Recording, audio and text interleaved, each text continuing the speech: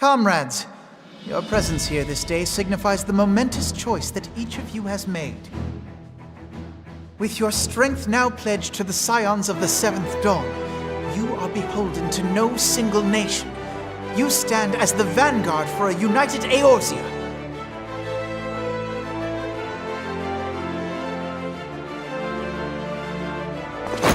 From this moment forth, I declare you Crystal Braves.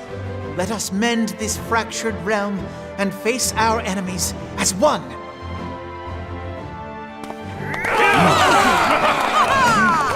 Whether it be the Beastmen and their primals, or the conflict in Carteneau, It is plain that the nations of Eorzea cannot solve the problems which plague the realm. Thus does it fall to some few heroic souls to succeed where they have failed. Come, take your place at the Scion's side as guardians of Eorzea, and together we shall fight for the freedom of all! For the freedom of all!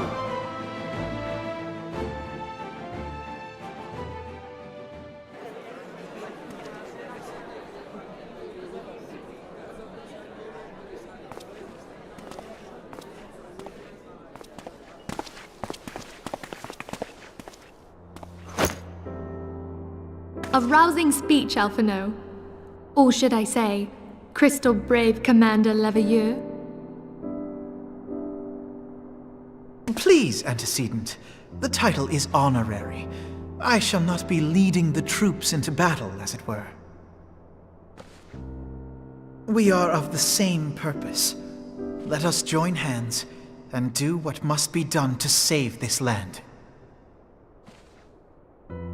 The Scions stand ready.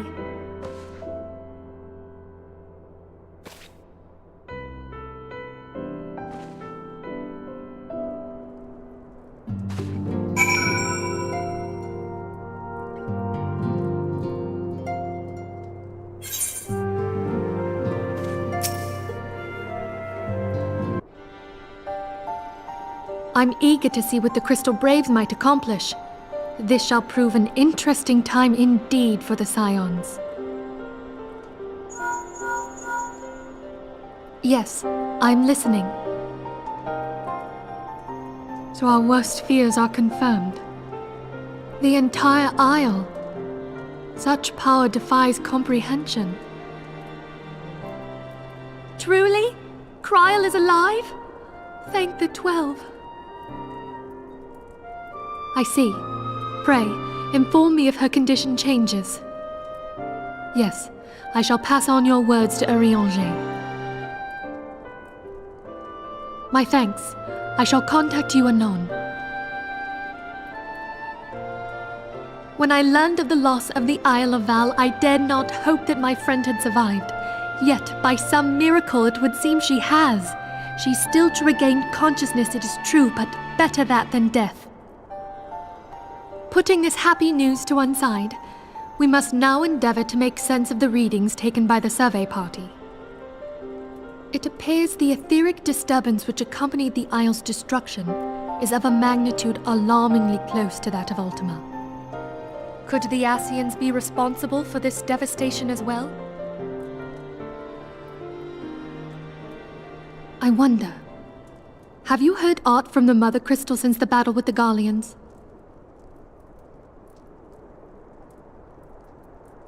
Then she speaks to neither one of us. Heidelind's silence portends naught but ill, I fear.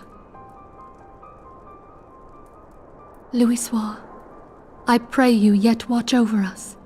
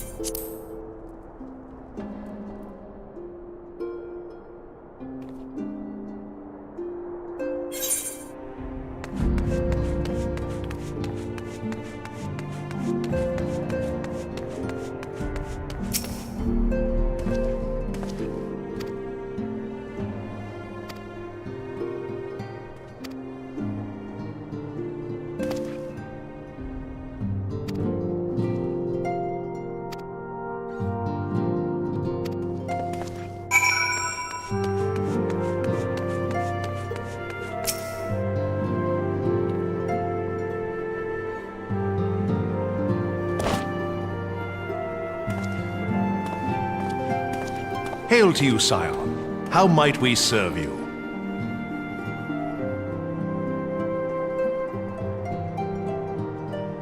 Commander Leveilleur bade you serve us? These are welcome tidings indeed. Given the sensitive nature of the task, I could not rely on one of my own.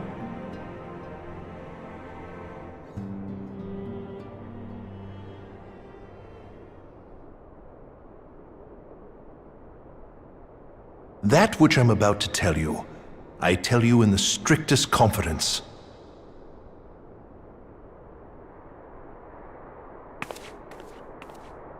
Some days ago, we received certain documents from an anonymous source.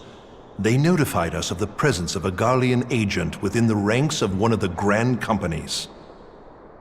Following some discreet inquiries, we identified a suspect among the Immortal Flames, whom we detained for questioning. Alas, the man was not our agent. He was but one of many men in the agent's employ.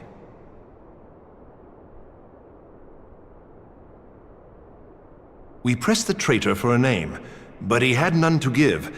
He claims never to have met his master, whom he knows only as the Ivy. He was, however, certain that this Ivy had coiled itself around every part of the Immortal Flames. It would seem our quarry joined the company some time ago, and gradually recruited others to his cause. These conspirators are the vines by which he learns our secrets, all without exposing himself. It won't be easy to identify the Ivy amidst this tangled mass of subterfuge, but we have a tendril in our hands, and we shall follow it all the way to the gnarled root.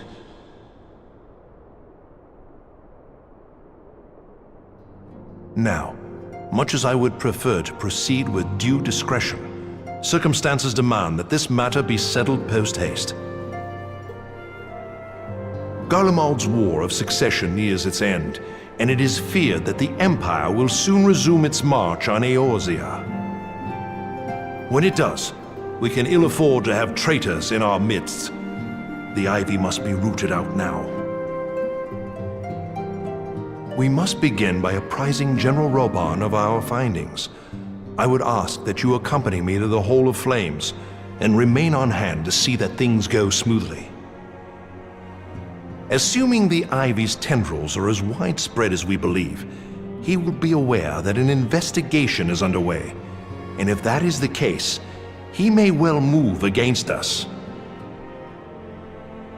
We must be prepared for anything, while taking care not to betray our purposes by seeming prepared. A simple enough task for a one-woman army like you.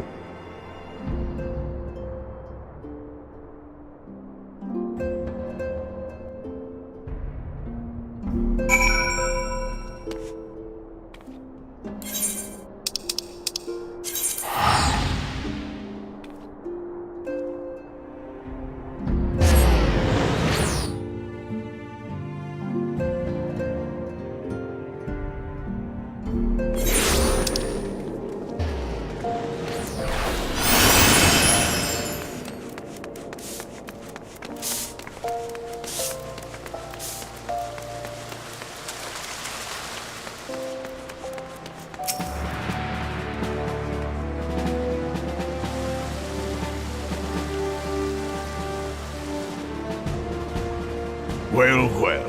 What brings you here, my friend?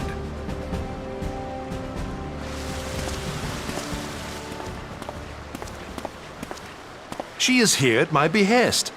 Greetings, Roban. It has been a while. Hilbert, you old scoundrel. When they told me you'd be visiting, I scarce believed my ears.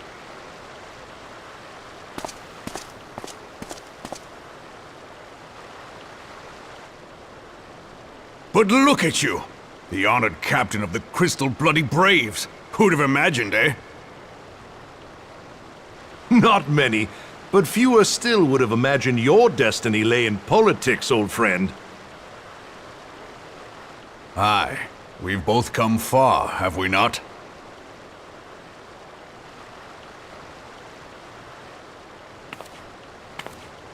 Lest you wonder, Hilbert and I go back a long way. We've been friends and rivals since we were lads. The last time we saw each other, Alamigo had just fallen, so you can guess how many summers it's been. And in all that time, not a word from the fool. Ah, well, my dealings tended toward the modest and mundane, unlike some I could mention. As I hear it, no sooner did you reach Thanalan than the brass blades clapped you in irons and dragged you off to die on the blood sands.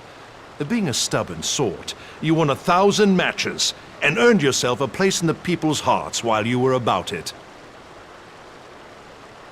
Then, with your mountain of prize money, you bought the Colosseum and secured a seat on the Syndicate. Those balls, brother! Rags to riches does not do it justice. You're a hero to the common man. Ha! Spare me. I am no hero. If anyone is worthy of that title, it's our friend here. Next to her, I'm little more than a glorified butcher. But you, Hilbert, you sell yourself short. By all accounts, you are an adventurer of some standing. I like to think that I did my part for the greater good. But if you're no hero, then I'm no adventurer, not in this company. Anyway.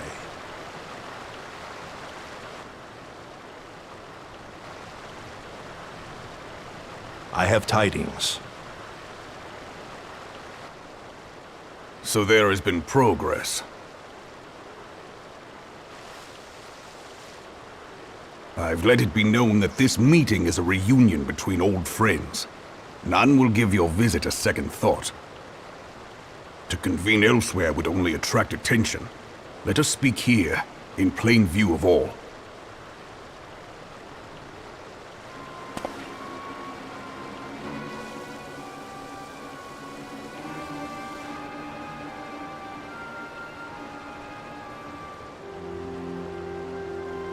So it is we who have been compromised. Teleji Adeleji's machinations have shaken Ul'dah to her foundations. In such uncertain times, a man's loyalty may be bought for a fistful of gil. But if this snake has truly been in our midst for as long as you say, we must needs consider a far graver possibility. Conspiracy. Could it be that the Monetarists have been in league with the Empire from the first? Very well. I will have my most trusted men investigate the matter. Continue your inquiries in the meantime. It does me well to see you again, old friend. When next we meet, let it be over a flagon of ale. I look forward to it. Let us reminisce of bygone days, and drink to the future of our homeland.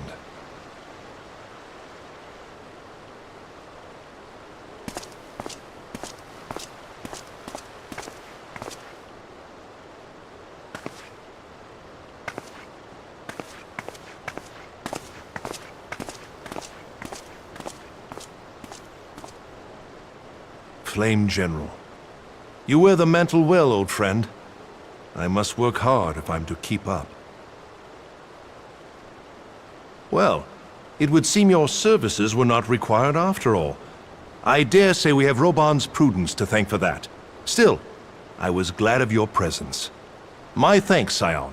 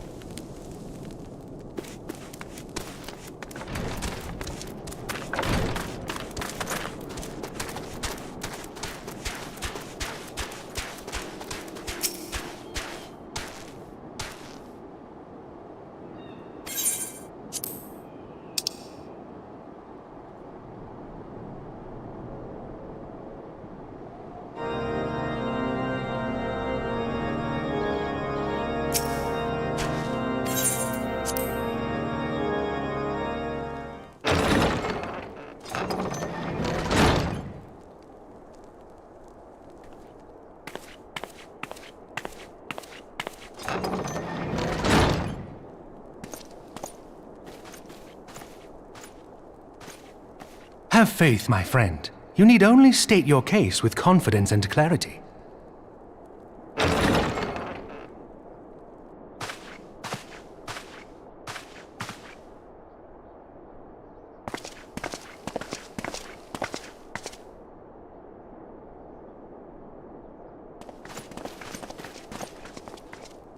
Commander Leveilleur, it is both an honor and a pleasure to meet you. I am Emmerich, Lord Commander of the Temple Knights. Alphino Leveilleur, at your service. Your reputation precedes you, Sir Emmerich. I think we will find that we have much in common.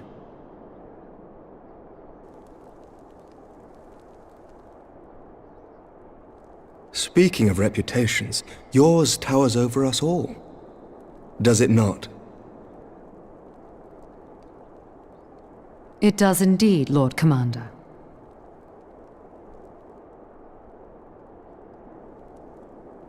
I am not too proud to admit that I have followed your activities with an interest bordering on fascination. Full glad was I to learn that you would be joining us. Now then, shall we begin?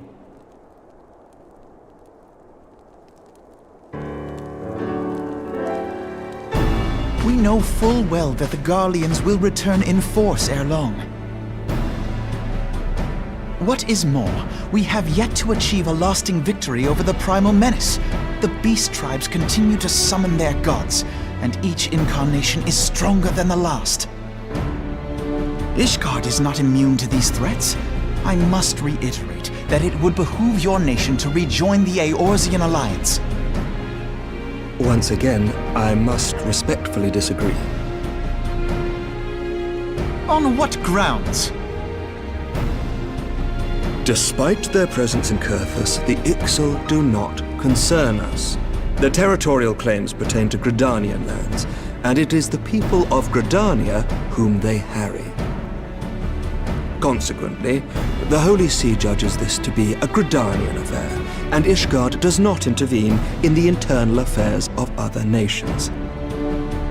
Even were that not the case, our forces are wholly committed to the Dravanian conflict.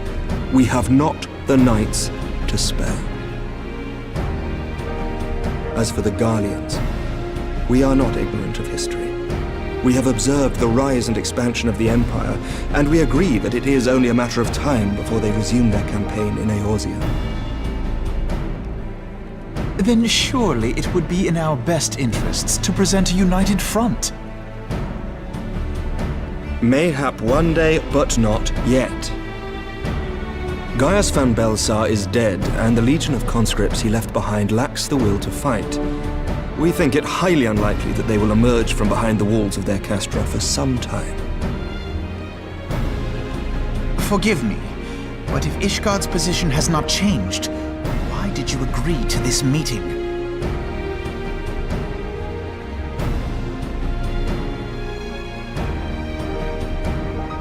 It was not only as a representative of Ishgard that I came here. Pardon? It is not within my power to change Ishgardian policy, regardless of my personal feelings. There is, however, one area in which I may exert a measure of influence. Concerns have been raised over the supplies House Forton has offered to Revenant's toll.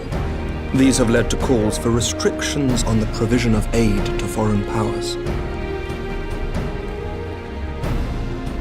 I can ensure that the shipments continue unabated.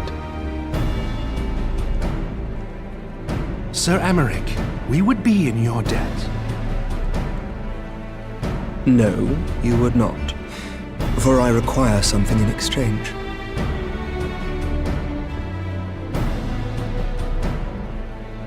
Of late, there has been a flurry of Dravanian activity, the purpose of which was not immediately clear. However, our astrologians have since observed alarming changes in the heavens. The dragon star waxes unnaturally bright, and there are whispers that it portends the resurrection of Midgard-Sorma. The fallen guardian of Silvertear Falls? That's absurd. Full many times have I gazed upon the dragon's corpse still wound around the Agrius, and wondered how different our world might be if it yet lived to plague the skies. I do not know, and I do not wish to know, nor does any son of Ishgard. Yet the mere presence of Dravanian forces is not sufficient grounds to send knights to Mordona, whatever our astrologians say. As I told you before, we have not the forces to spare. But we do. So you will intervene on our behalf if we agree to watch over the Keeper of the Lake. Do you accept these terms? I do. I will see that you are kept abreast of any developments. I regret that we could not come to a similar agreement on other matters, but I understand that you are not at liberty to make such decisions. Nevertheless, I hope that what we have accomplished here today will serve to demonstrate to your countrymen that we can work together towards a common goal. Mayhap one day we shall look back on this moment as the first step towards a united Eorzea. Mayhap we shall, Commander.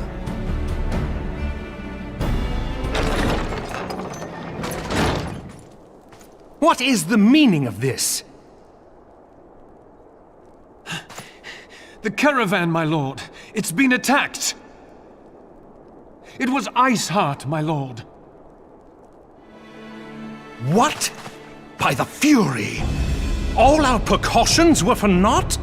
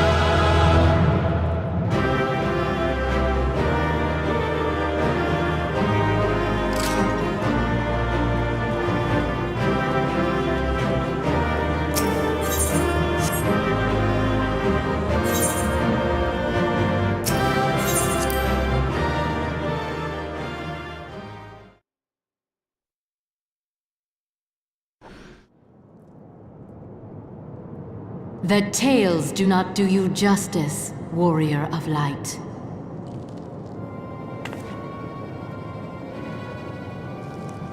Yes, I know who you are, and you know who I am.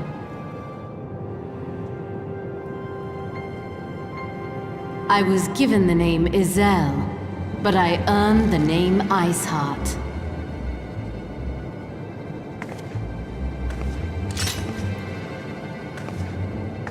This endless cycle of hatred, of bloodshed, of sorrow. You would see it continue, O noble warrior of light. I would not. I will not. I will bring an end to this war between dragon and man, no matter the cost. In time, you will come to understand that what we do for the greater good. For Eorzea, for Hydaelyn.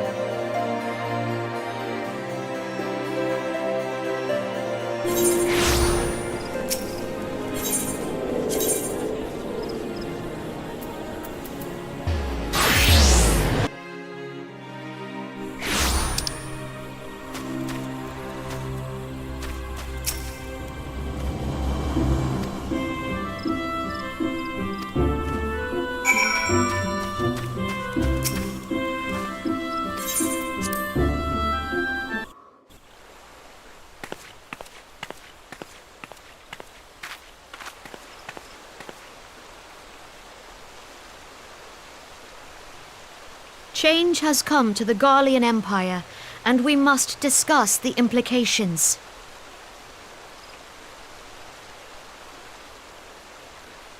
The rumors are true, then? The War of Succession is ended? It is. A new emperor reigns in Garlemald.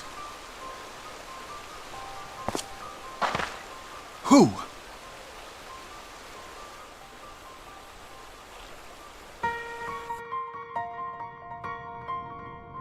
The birth and all too rapid expansion of the Garlean Empire is commonly attributed to the strategic brilliance of Solus Zosgalvis, yet he did not rule alone. Several members of the royal household also distinguished themselves during his reign.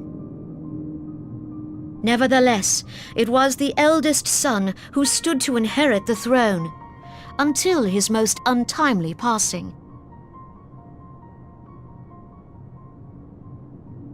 I thought us fortunate when I learned that the Emperor had died without naming a successor.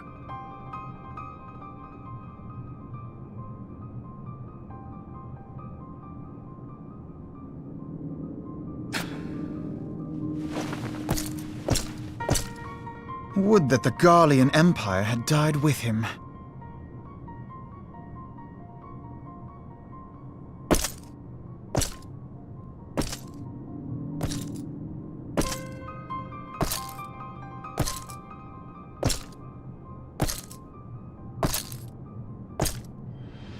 Twas the grandson and his uncle who had the strongest claims, was it not?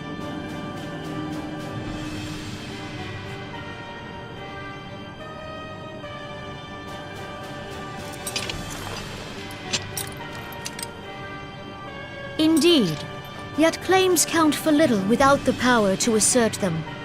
High Legatus Varus Ye Galvus is a respected military leader. Not so his uncle.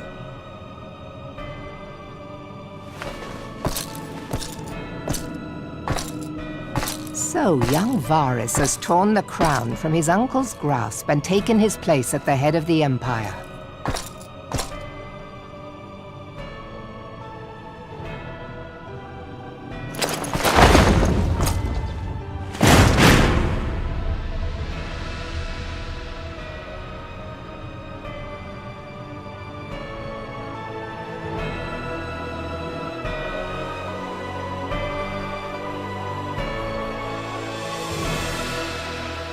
Given the troubled nature of his succession, the new emperor will require time to seal his grip on power. Yet have no doubt but that he shall, for there are none left with strength enough to oppose him.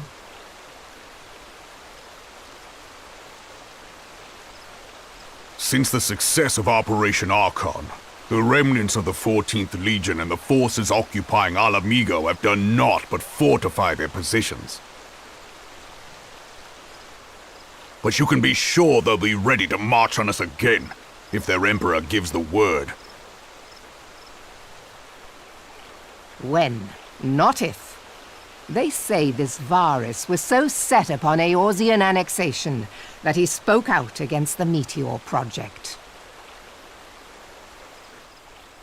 Plainly, the new emperor's intentions are of great concern to us all.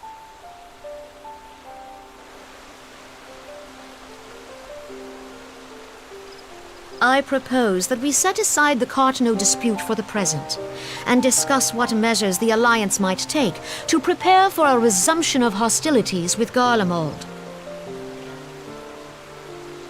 Moreover, I move that we re-examine the question of how our former allies in Ishgard might be persuaded to retake their place at our side.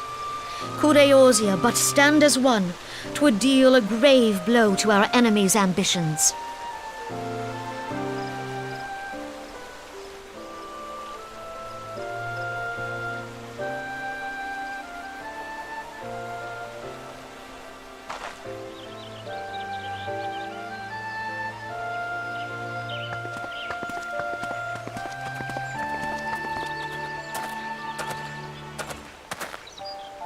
Well, I suppose we should be grateful that they have finally acknowledged the inevitability of Imperial attack.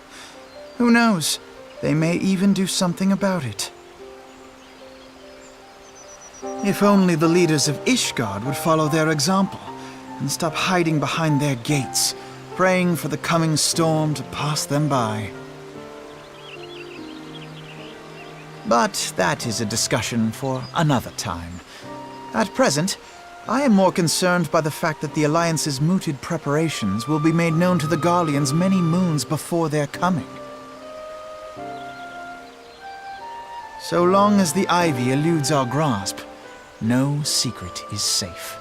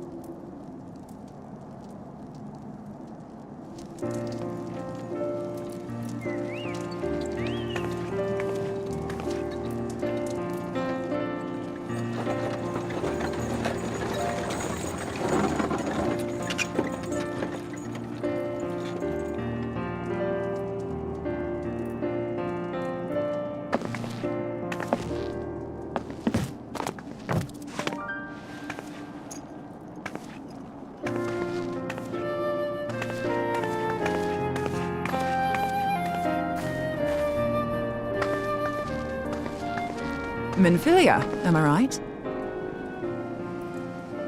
None other. I bid you welcome to Revenant's Toll, and thank you for traveling so far on such short notice. As if I could ever say no to Urianger. Moonbreeder is an accomplished Sharlayan scholar and an authority on aetherite technologies. She has played an invaluable role in our search for a means to capture Ascian souls. Charmed, I'm sure.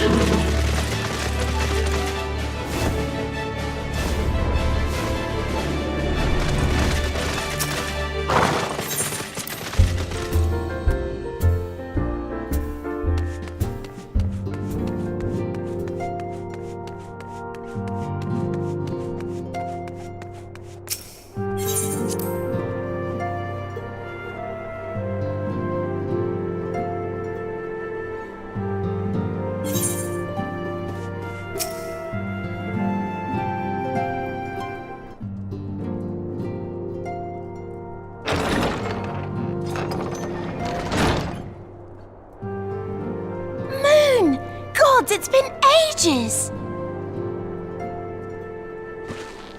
Oh, longer, sister!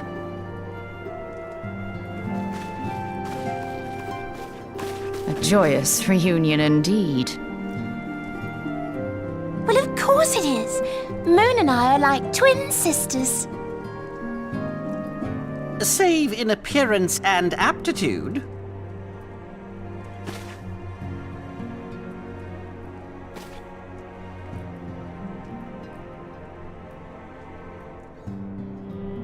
Everyone, if I could have your attention. We have with us an esteemed guest who has come from Sharlayan to assist us. I bid Moonbreeder join us here that she might share with us her extensive knowledge of aetherites. Also, as many of you are already aware, she has been overseeing our research into white auracite, a sample of which she has been good enough to bring with her.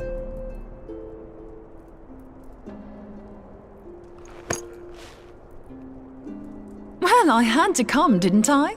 You'd have to be bloody daft to turn your nose up at a chance like this. Where better to conduct my final tests than a land so steeped in ether you can taste it?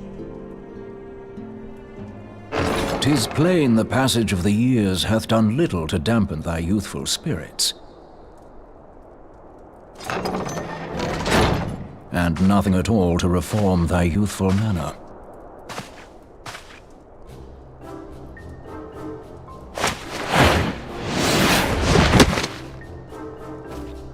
Urianger, where in the hells have you been hiding?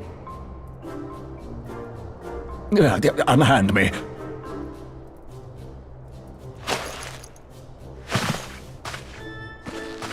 I come all this way, and that's what you have to say to me. I much preferred when you were pleading with me to drop everything and hurry to your side. What was it you said? None save thee can satisfy this need. Go on.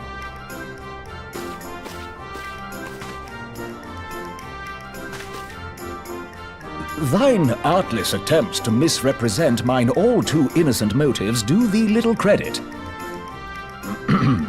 Mine intent, as well thou knowest, was but to impress upon thee the gravity of the circumstance.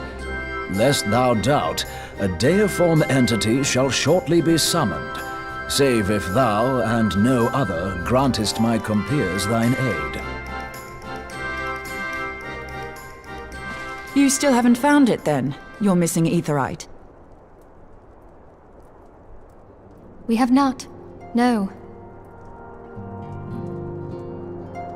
We know that Iceheart teleported to an aetherite not far from the first, Yet even after careful analysis, we could not locate the second beacon. We now suspect that the heretics destroyed the second aetherite to impede our pursuit. Our allies continue to scour Snowcloak for Iceheart's sanctuary, but we have no guarantee that they will find it. Yet it must be found, for even now Iceheart prepares to call upon Saint Shiva. I'm sorry, but if the aetherite's been destroyed, then that's that. Although, you're absolutely sure she used the first aetherite, are you? She didn't just use teleportation magics? One of our own bore witness to her escape.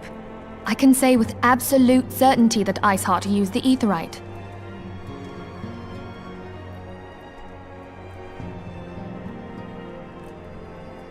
In that case, there might be a way, so long as the ethereal current is still flowing. Truly? How? We use the current to recreate the beacon. As you know, aetherites are a bit like lighthouses. We use them to reconstitute our physical forms when crossing the ethereal sea. Without them, we'd lose all sense of direction and our essence would dissipate. However, we don't rely solely on these beacons. There are currents of ether which flow between them, currents which help guide us to our destination. Now, these currents will gradually dwindle away to nothing if an aetherite is destroyed.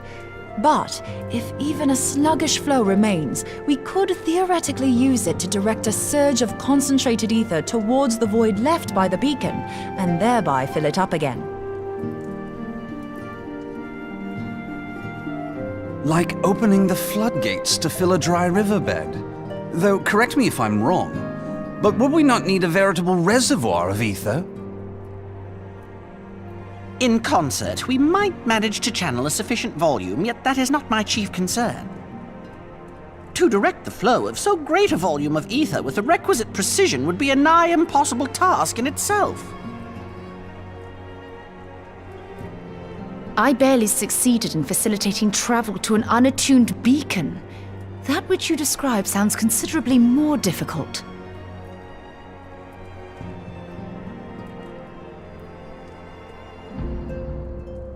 And dangerous. Every person who has attempted to teleport in this fashion has died in the process. They, however, did not have white aura sight at their disposal. I can use it to channel all the ether you can give me into the aetherite. However, white aura sight cannot retain ether for an extended period of time, so we would need to infuse it immediately beforehand. Just so you know, I'd confidently give this plan better than even odds of success. And if the worst comes to worst, your people won't suffer. Though it risked the lives of our best and brightest, we have not the time to seek other options. If the ethereal current still flows, we shall carry out Moonbreeder's plan. That's the spirit. Let's roll the dice.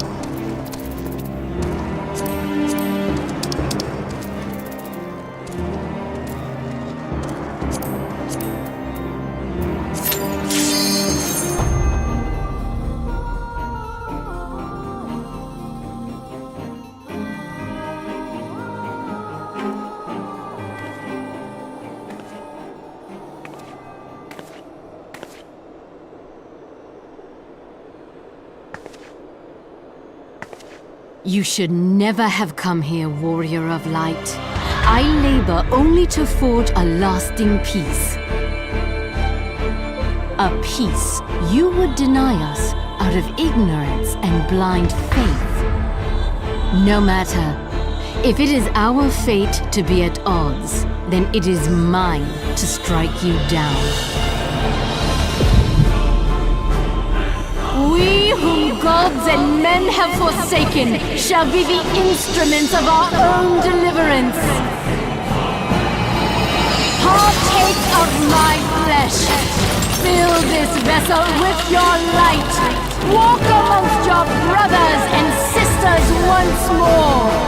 Oh, Saint Shiva, still the hatred within our hearts and bless us with eternal grace.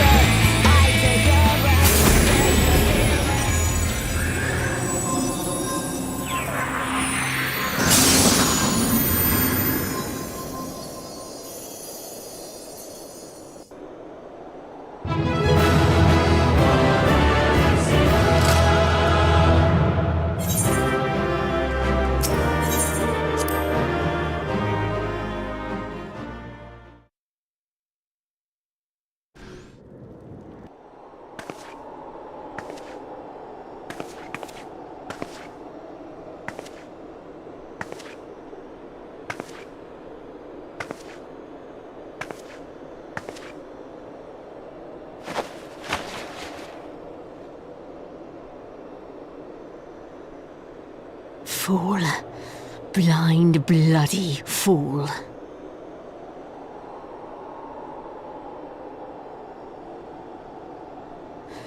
You, of all people, should understand the suffering war begets. That no sacrifice is too great if it brings an end to the violence. Mine is the righteous cause.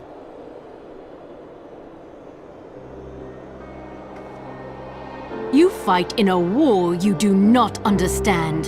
A pawn of liars and schemers. And they are no less ignorant than you, following the creed of their fathers without question, never thinking to ask why. Trapped in a delusion of their own creation, and blind to the truth.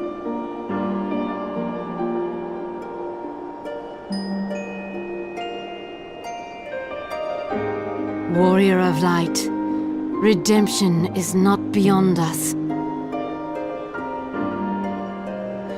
We who walk before may lead those who walk after. Seek the Keeper of the Lake. See with eyes unclouded. Do not squander Mother's gift.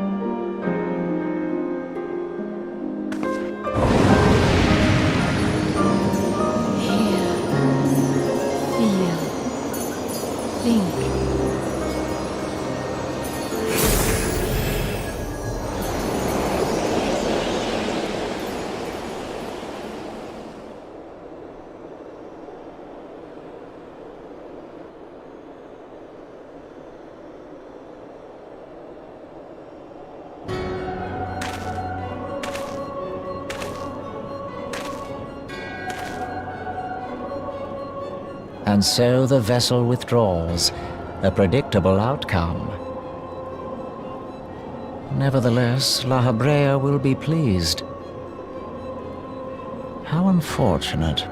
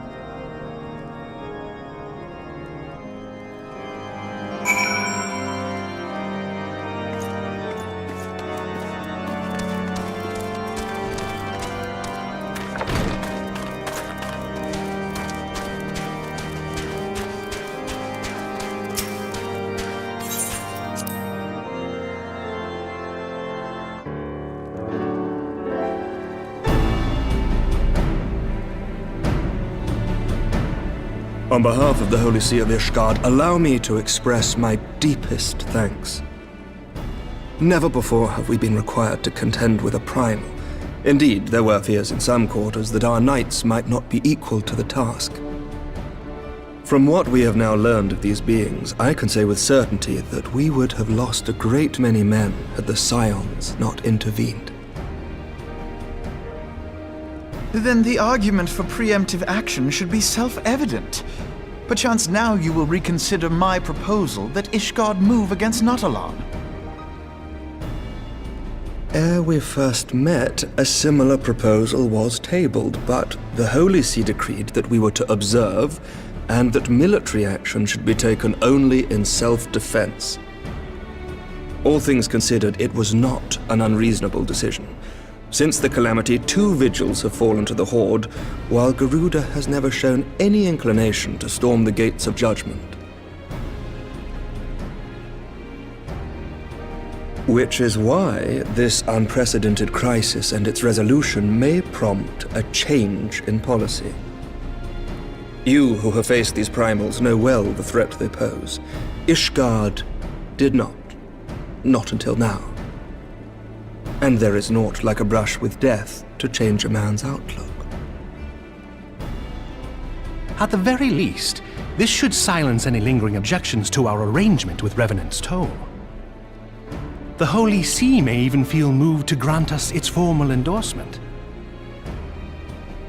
So far as it is possible, the Scions shall be compensated for their service. We should be grateful for any aid you can provide. As a gesture of good faith, I shall withdraw my previous request. Your people are doubtless needed elsewhere. That will not be necessary. We too have a vested interest in watching Dravania's movements. I see. Once more, I must thank you. Sir Emmerich, if I may, do you truly believe that Midgardsormr could return?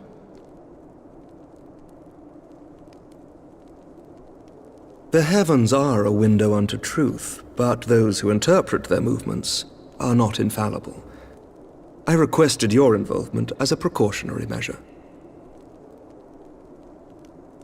But of course! You sought an excuse to compensate us from the first, mindful of what would happen if Revenant's Toll were taken by your enemies. Ishgard is not wont to aid its neighbors, but that does not preclude it from manipulating them to serve its own interests. Choose your next words carefully.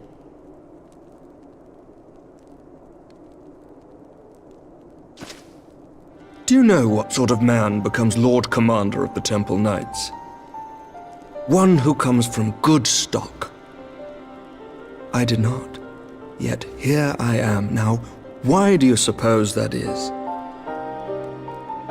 Because I swiftly learnt to tell the difference between words, deeds, and beliefs.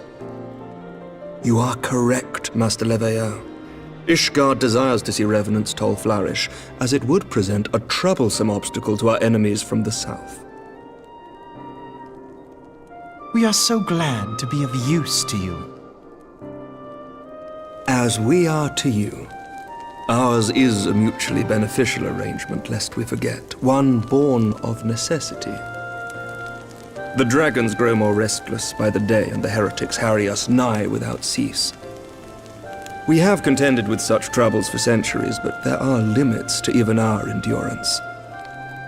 Yet as a pauper is loath to part with his meager possessions, the leaders of Ishgard are not wont to render up their trust to outsiders. But with perseverance on our part, they may yet be made to see the light. Nevertheless, one must take care when walking the road less traveled. Wise words, Sir Emmerich. I shall make a point to remember them. I must apologize for my earlier outburst. I hope it will not sour our good relations. Not at all. You but spoke from the heart. I trust you understand that at times my duties may prevent me from meeting with you. On such occasions, my second-in-command will speak for me.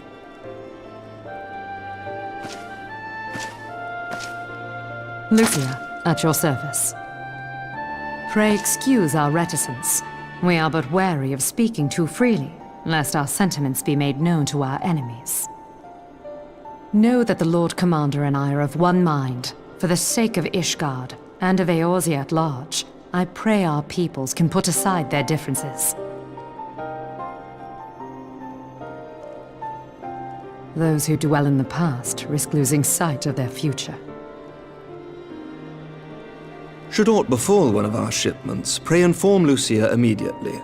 You may also relay to her any words you might have for me alone. Not being of Ishgardian birth, she owes no allegiance to any noble house, making her as near to incorruptible as one can find in my homeland. Suffice it to say, I trust her completely, and so may you. Which reminds me, Lord Orchefort, if you would be so kind. Certainly.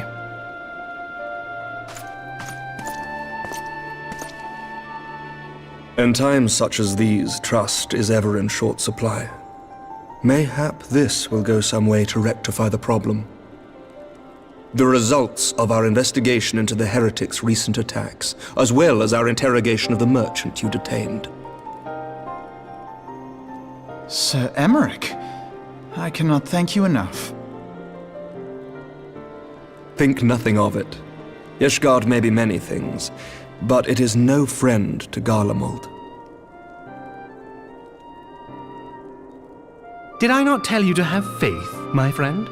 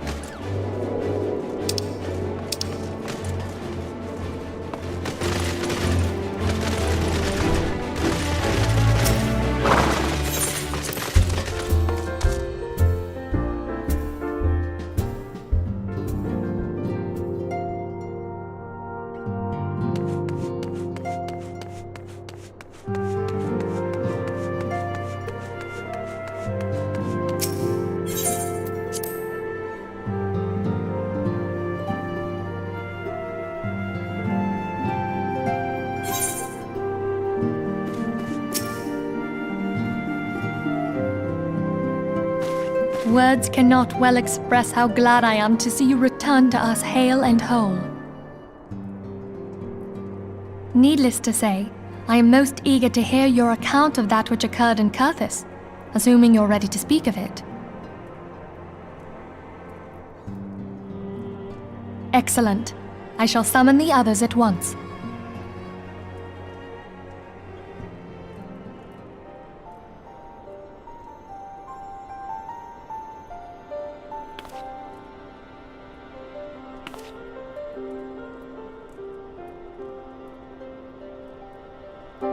Iceheart used her own body as a vessel for a primal soul? Master Louisoir's writings make no mention of such a possibility. Can we be certain this entity was a primal? As certain as we can be that good King Mogulmog XII was a primal, I should think. Both were ostensibly summoned. Let's not quibble over definitions. Of more concern is the implication that Iceheart retained her will even after she was possessed. We are talking about a mortal wielding the power of a primal. It can't possibly be that easy, can it? There must be some sort of sacrifice required. Or maybe she's just special? What qualities this woman possesseth, I know not, but full sure am I that she was groomed for this role. Few are privy to the secrets of summoning, and but a single party standeth to profit from their dissemination. Well, I wouldn't presume to comment on how the lass came to know about summoning, but I will say that what she summoned was a primal. The readings were the same, or near as damn it. Strange as it all sounds, it's really no different from what you've faced before. Then mayhap it is time that we re-examined our previous encounters. Pack your things, Ida. We're going back to Gridania. Yes, sir.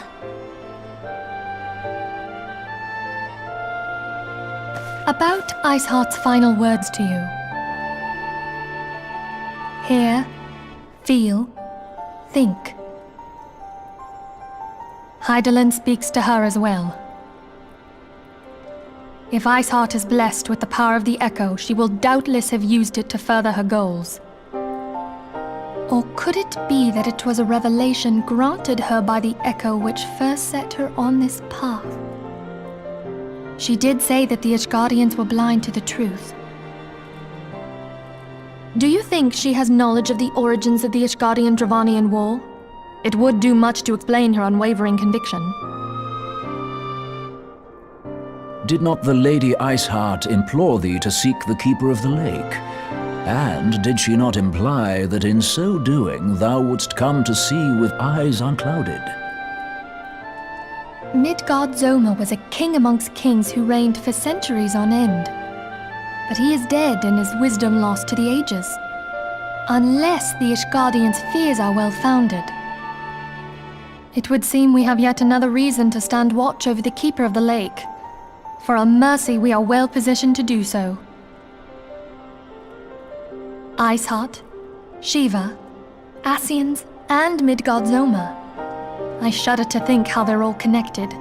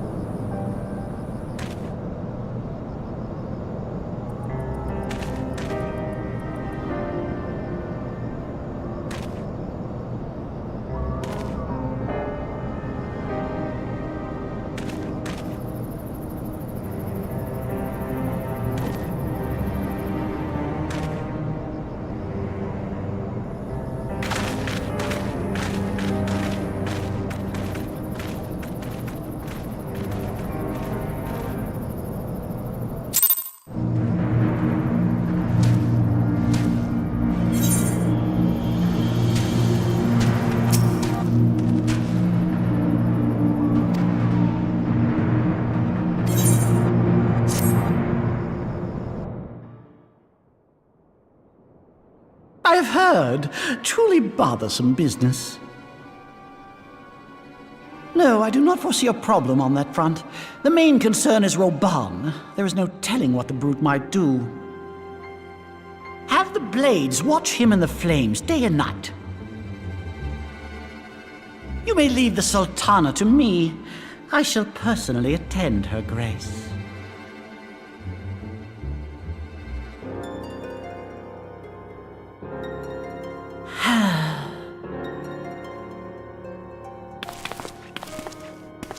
Sever one of the East Aldenard trade routes.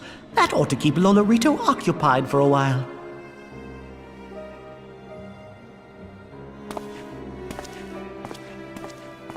Nanamo Ulnamo. For my sake, pray be a good little Sultana to the last.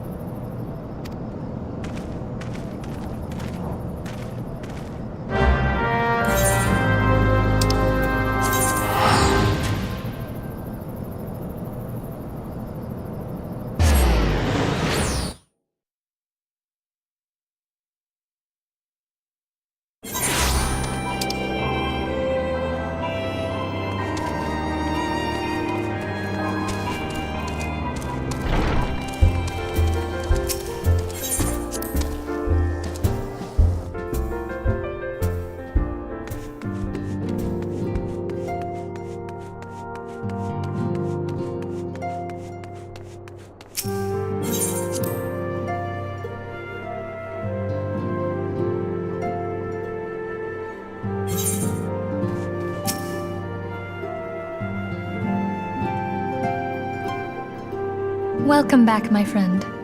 I have already received word from Alfino. To think that Flame Marshal Huayu was the Garlean agent, I know not what to say. Together with Robon, Eline lent us much-needed aid at the time of our Order's founding. She was particularly passionate about the need to tackle the primal threat. When we discussed the subject, her eyes fairly shone with determination. Whatever else she may have been, I choose to believe that it was her true self with whom I spoke then. But now is not the time to dwell on such matters. I have an important announcement to make regarding our effort to defeat the Asians. We shall begin as soon as everyone is assembled.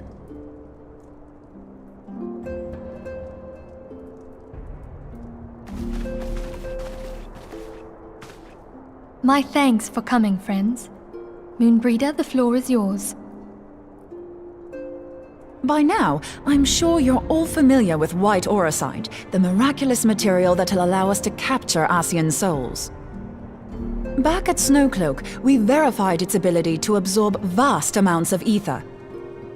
Alas, it leaves something to be desired in the area of stability. The stone can only store ether for a short while before expelling its contents. In addition to Auracite's inherent limitations, we must needs be wary of our enemy's strength. Our foe draweth upon an infinite wellspring of power. Even should we succeed in entrapping him, the stone will not long contain his wrath. Meaning that, if we want to kill the swine, we'll have to be quick about it.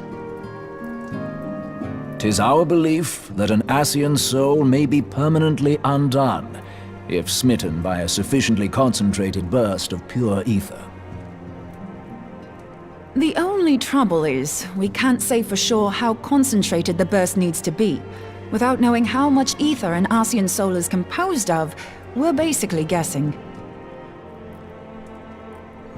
Our sole clue lieth in thy struggle with La Habrea. During that encounter, Hydaelyn bid you forge what she called a Blade of Light, a weapon which took the form of a luminous stream of energy.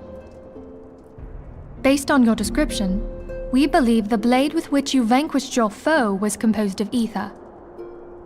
Admittedly, your victory proved ephemeral, as La Habrea was able to use a crystal of darkness to flee into the space that lies between our world and the void. The fact remains, however, that Hydaelyn placed the means to destroy the Ascians in your hands. Be that as it may, it would be unwise to assume that she will do the same when we next encounter such a foe. Quite so, my lady. We must needs find the means to forge our own blade of ether, one to equal that which Hydaelyn did benevolently bestow upon her champion.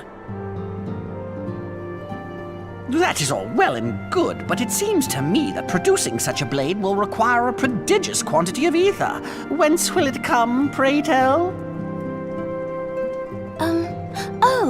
What if we had 2 pieces of white auricite? One to trap the Ascian, and the other to store the ether for the blade. Oh, nice try. But it's as I said, the stone won't hold ether for any length of time. We'd still need to collect the stuff there and then, sorry to say. And therein lies the rub. Finding a way to create the blade whenever and wherever we choose. 'Twould seem more research is in order. I'm going to linger a while, perform a few more tests on the auricite. And I could do with some help. Urianger, why don't you lend me a hand? Mine apologies, but I am required at the Waking Sands. Lady Minfilia hath given me sole charge of the premises. 'Twould be unseemly to leave them unattended. Sole charge, you say? So you're basically alone there, then? Well, that settles it. I'll just have to come to you.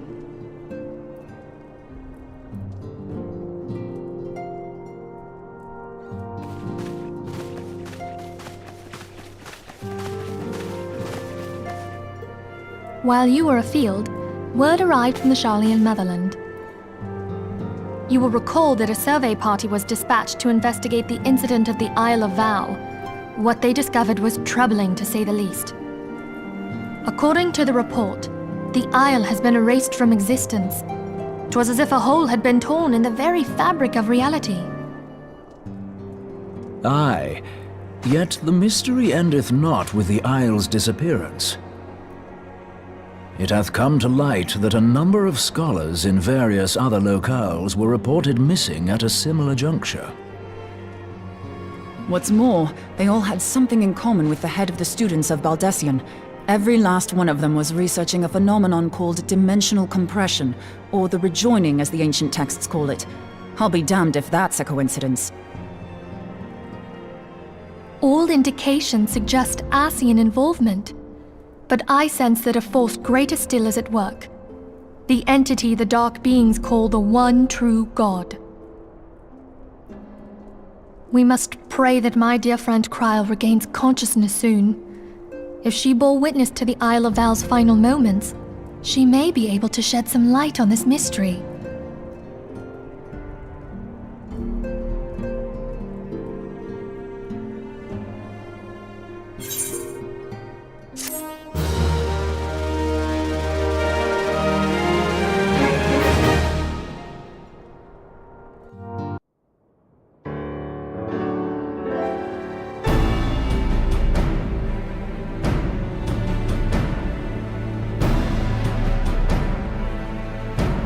Following the calamity, the forces of the 14th Imperial Legion entrenched themselves in strategic locations across Eorzea. So swiftly did they accomplish this, it was suspected that they had received help. To think that it came from Huayu, my right hand. There is more. We have reason to believe that Huayu didn't deal exclusively with the 14th. She also answered to a higher authority in Garlemald. But this higher authority could not have been the Emperor. By consenting to the Meteor Project, Solus Zos Galvus showed himself to be more concerned about preventing the spread of primal influence than claiming Eorzea for the Empire. He would happily have seen the lot reduced to ash. We believe a number of high-ranking figures within the royal household were against the decision, but that they knew better than to oppose the Emperor openly. Of course, this didn't prevent them from making clandestine provisions, in which Huayu played a part. Alas, these provisions did not prevent Dalamud from falling, and the ensuing chaos changed the face of the realm forever. Yet Eorzea survived. To all intents and purposes, the Meteor Project had failed, and the Empire was left to rue its lack of a decisive means to eliminate the primals. Until, that is, it stumbled upon the Ultima weapon. Even before the accursed thing was dug up, it seemed to me the 14th had the might to overwhelm our weakened armies. Yet they chose to hide behind their walls. Why? The Black Wolf was wary of making the denizens of Eorzea desperate, lest more primals emerge to bleed the land. The discovery of the Ultima weapon, however, emboldened him to resume his war of conquest in earnest. But there was one in Garlemald who believed that Van Belsar's actions were premature. One who stood higher in the Imperial Army's chain of command. He ordered the Legatus to halt his advance, only to find that the Black Wolf had slipped its leash, and that the 14th now acted alone. In a bid to bring Van Belsar to heel, he used the agent he had planted in Ul'dah prior to the Calamity to undermine the Legion's efforts. A man who outranks Van Belsar, yet opposed the late Emperor's decision to annihilate Eorzea. This could only be the former High Legatus of the Garlean army, now known as Emperor Varus Zos Galvus. So he was Huayu's true master. But one of several in actual fact. We've learned that even as Huayu served the Empire's interests, she sold Imperial secrets to a certain faction in Eorzea. In so doing, she helped to maintain the status quo, thus prolonging the conflict. Considering who stands to profit from war, it isn't hard to imagine who her other masters were. 7 hells! You mean to say that she was a double agent? Triple, if you consider her services to Van Belsar and the new Emperor as separate. As neatly as these pieces seem to fit, one aspect of the puzzle remains unclear to me. By whose will was the Marshal feeding intelligence to the heretics? And try as I might, I fail to see how aiding their cause would profit either her Imperial or monetarist masters. Could it be that another hand is at work here? If so, Huayu must be made to reveal whose it is.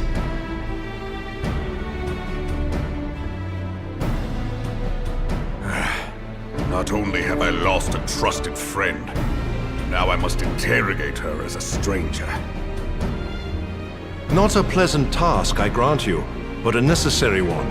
Unless we weed out the ivy, root, stalk, and stem, it will simply grow back. I know that full well. Those closest to Huayu have already been detained, and I will question them alongside her. General, pray keep in mind that there may be unwitting abettors among them.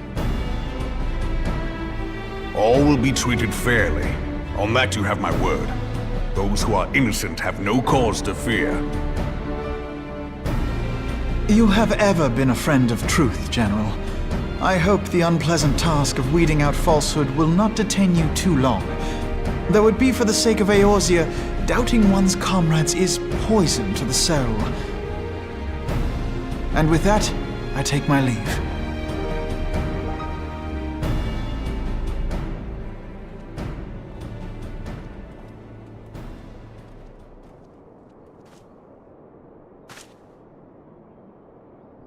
All these years, I've been made to dance to their tune.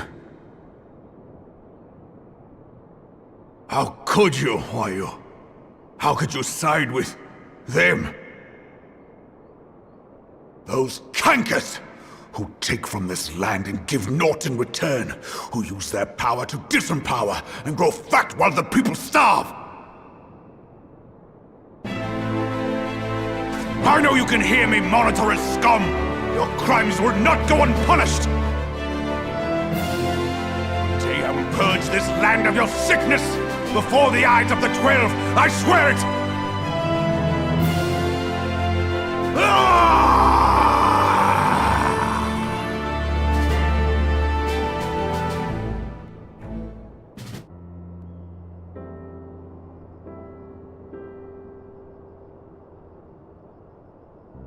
I shall have no further need of you this day.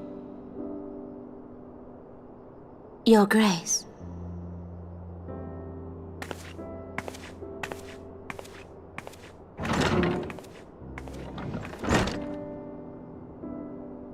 I fear that not even mine own chambers shall remain private for long. Has the situation grown so grim?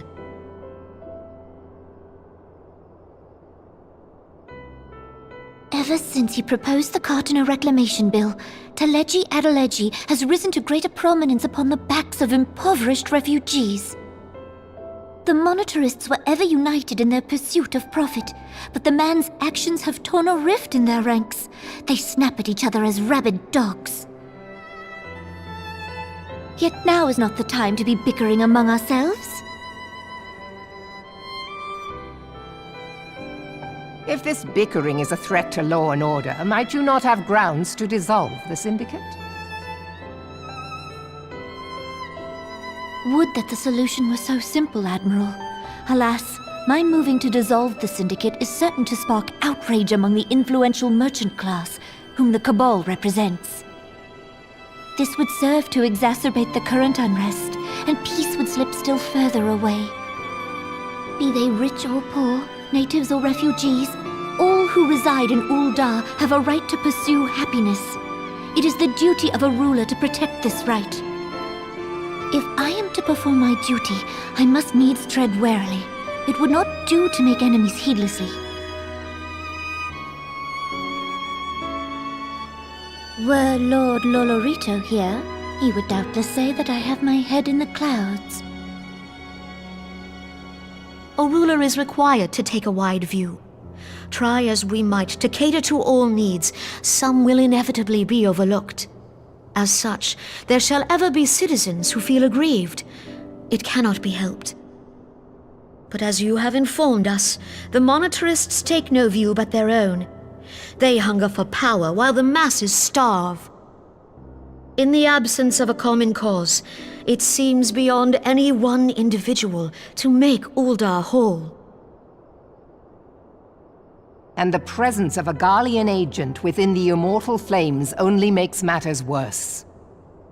Even accounting for Ul'dah's historic reliance upon mercenaries, such a grievous breach of security is unprecedented. I fear this business will provide the monetarists with a rod to beat Rauban.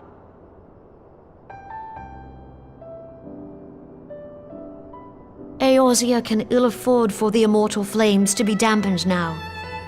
Ere long, the Garleans will turn their ravenous gaze toward our lands once more. If we are to resist their might, our nations must stand together. Yet for this to happen, our nations must be whole. Cannot be done to improve the situation in Ul'dah.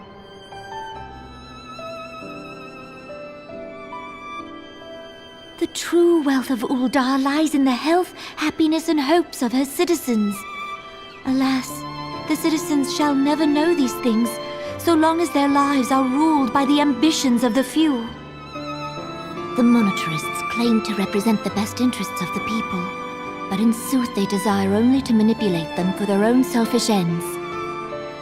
For the government to serve the people, it must be formed of the people. For Ul'dah to move forward, it is not only the Syndicate that must be dissolved. Nay, you jest.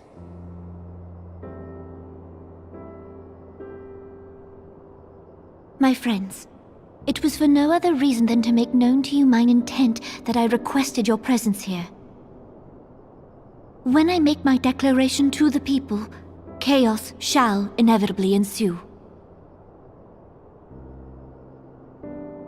As the last monarch in the line of Ul, I make unto you this request. Help Roban to preserve order and protect the people. Forsake them, and you forsake yourselves, for a strong Eorzea will ever have need of a strong Ul'dah.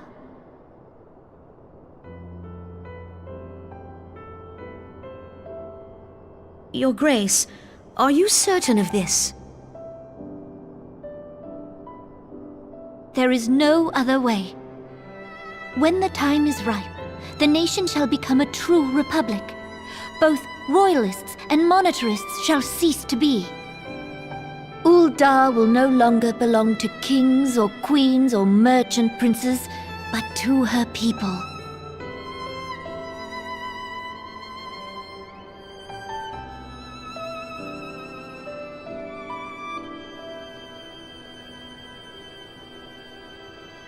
Roban, forgive me for casting aside all that you have toiled for in my name.